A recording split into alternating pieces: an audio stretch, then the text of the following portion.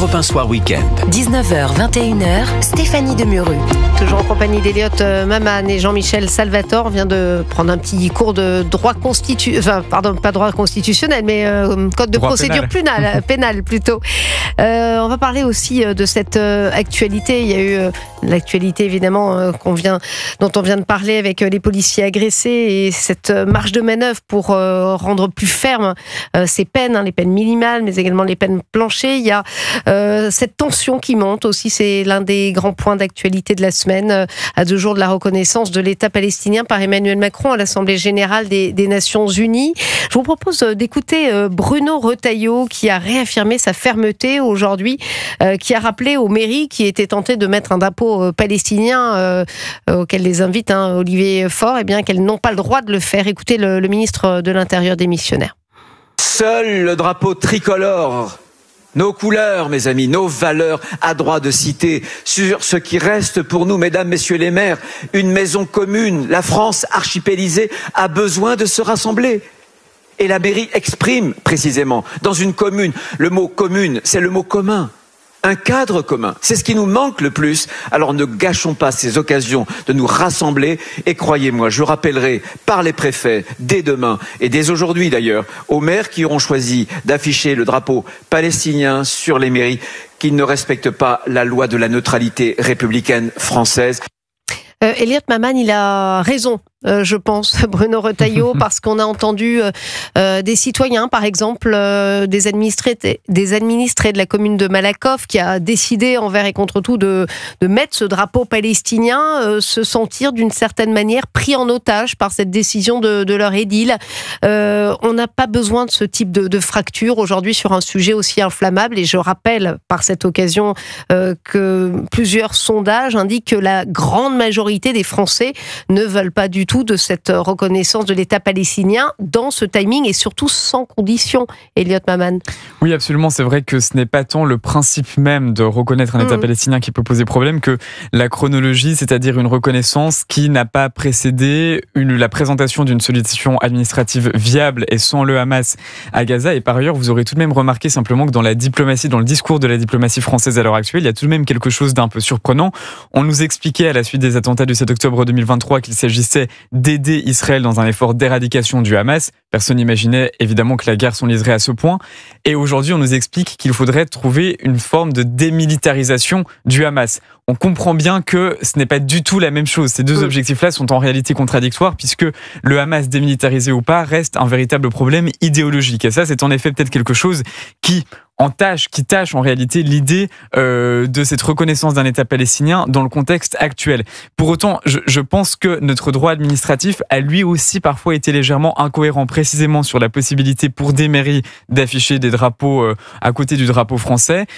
Il avait été estimé que afficher un drapeau ukrainien à la suite de l'invasion russe était légitime. De la même manière que Christian Estrosi a tout de même pu pendant 2 ans pavoiser le drapeau israélien. Alors on comprend évidemment qu'il y avait un enjeu humanitaire ici. C'est prendre parti sur un conflit extrêmement inflammable. C'est sensiblement différent quand même. Oui, c'est absolument certain. Oui. Jean-Michel Salvatore, Eliott Maman nous parlait du Hamas, qui est loin d'être démilitarisé. Démilitarisé, c'est pas facile à dire. Alors on sent que l'ONU a envie, et puis d'ailleurs Emmanuel Macron a envie de pousser le président de l'autorité palestinienne, Mahmoud Abbas, d'ailleurs empêché de se rendre aux États-Unis à l'Assemblée générale de l'ONU par Donald Trump. Il a été autorisé à s'exprimer par liaison vidéo à cette réunion annuelle la semaine prochaine à New York. Mais c'est vrai que je ne veux pas dire que c'est naïf, mais que pèse l'autorité palestinienne? Pas grand-chose aujourd'hui dans les territoires palestiniens. Oui, c'est pour ça qu'on peut s'interroger quand même sur la logique de cette reconnaissance, parce qu'en fait, on reconnaît un État qui ne ressemble pas à un État. Et on voit bien d'ailleurs l'embarras du président de la République qui a pris cette décision, alors qu'il avait jusqu'à présent toujours été pro-palestinien, mais là pro-israélien, mais là pro-israélien. Mais c'est vrai que là, il se rend compte que même si sa décision peut se défendre à certaines conditions, il voit bien que c'est une décision qui ne passe pas en France, ça ne passe Oui. pas, Oui. que le fil avec la communauté juive est véritablement rompu. Enfin, il était temps de s'en rendre compte. Alors là, on sent qu'il essaye d'éteindre l'incendie qu'il a allumé, mais Oui, alors mais ça, bon. c'est tout Macron, c'est-à-dire que Oui. Macron, il décide tout seul, il décide sans interroger les gens, il décide sans les concerter, et ensuite il se rend compte que finalement, on ne le suit pas. Et là, c'est vrai que c'est une décision qui est totalement incompréhensible par l'opinion française. On voit bien dans cette bataille des drapeaux dont on parlait tout à l'heure que cette bataille des drapeaux, en fait, elle est instrumentalisée par Bien sûr. l'extrême gauche, par Jean-Luc Mélenchon, bien sûr, Et mais Olivier aussi Faure, surtout. par Olivier Faure, qui a, Oui. voilà. Et en fait, ça Et pose culpabilise, pardonnez-moi, la communauté juive de ne pas en plus se réjouir le jour de Nouvel An juif, oui.